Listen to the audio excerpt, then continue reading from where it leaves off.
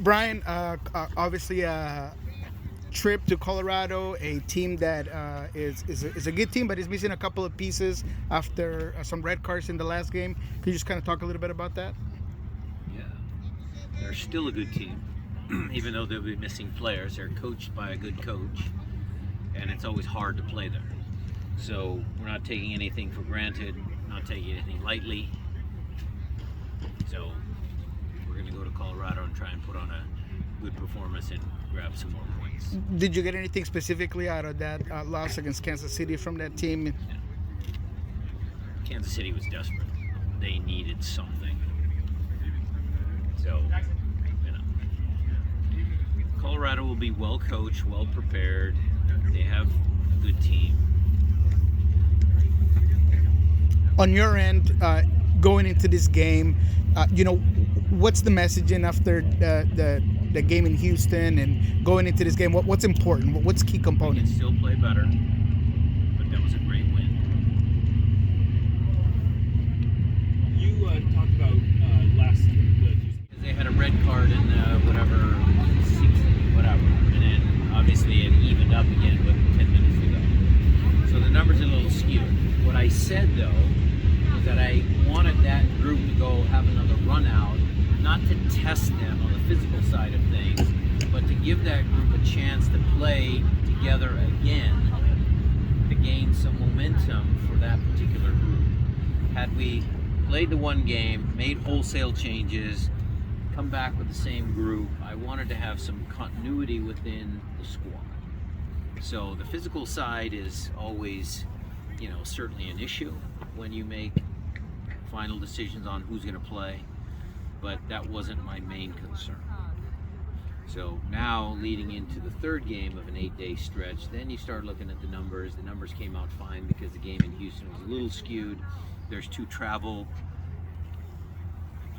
requirements that leads into it, but the guys that normally would have been talked about not playing in a 3-game week, they're all ready, they're cleared to go. Jackson looks like he's back out here. Look good. He's Looked good. And you had mentioned Leo was maybe carrying a little bit of knock. Yeah, but that's why he didn't travel, but he is fine and ready to go. When you go back in at least in the film room and go back and look at that goal where it was 22 passes and combinations and the use of the width of the field, what goes through your mind and how fulfilling is that? Well, I actually showed that goal today, but if you go back 30 seconds to that 22 pass sequence, take a look. It's the pressure. No. Oh. 45 seconds. Okay. Ball started our end of the field. Cross coming in. Jordan Morris and Nuhu dealing 2v2 out in the wing channel. Some clearances, some details. Then we finally get the ball up the field. And then a little bit of pressure because Alex's ball to Christian, and should we have kept the ball? That's a decision. Then the press, team stretched. Against a better team, we might have been caught there. We finally get up there, Javi intercepts the pass, then it goes to the 22 pass sequence. So in a minute 45 clip, there were a lot of coaching points this morning about how we can play better, but also what we do well.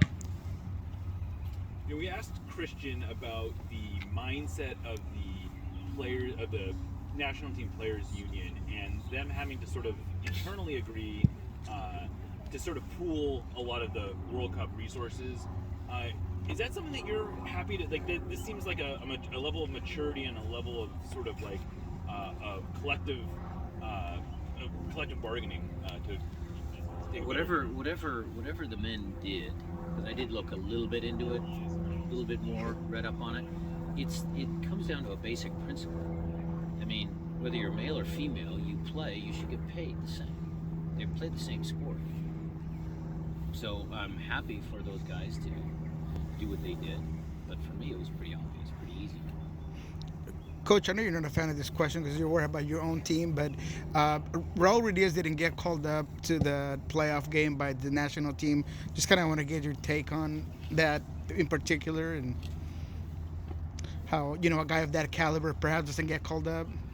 Well, I mean, look, I can make a case for a lot of my players that they should be called more into their national teams.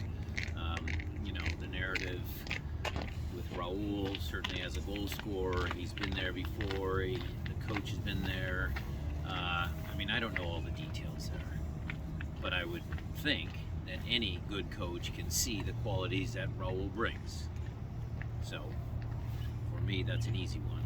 He could be very well included in some of those games. Look at Ymar. Javi's in, the two Americans. There's a lot of guys that deserve consideration. Steph Fry. Absolutely. In addition to the coaching, which you touched on, what makes Colorado so difficult to play against?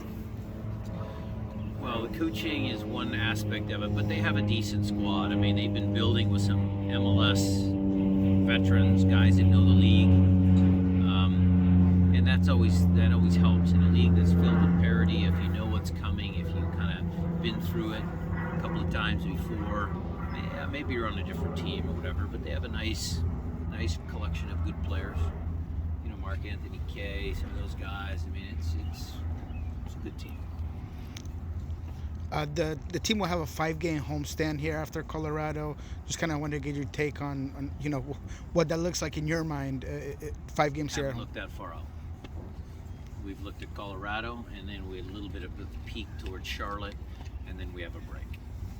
It's like I said, it feels like, we've played 21 matches, and it feels like it's 2/3 of the way through a long MLS season.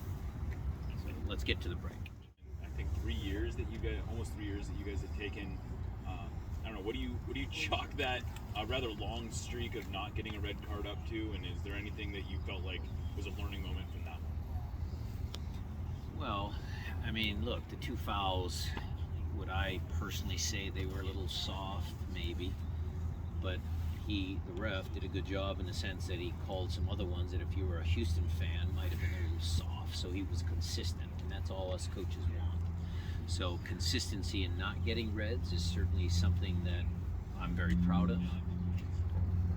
So I would just say that the team has had success. We don't have to be a dirty team that goes out and plays physical. We'd rather play attractive, good soccer.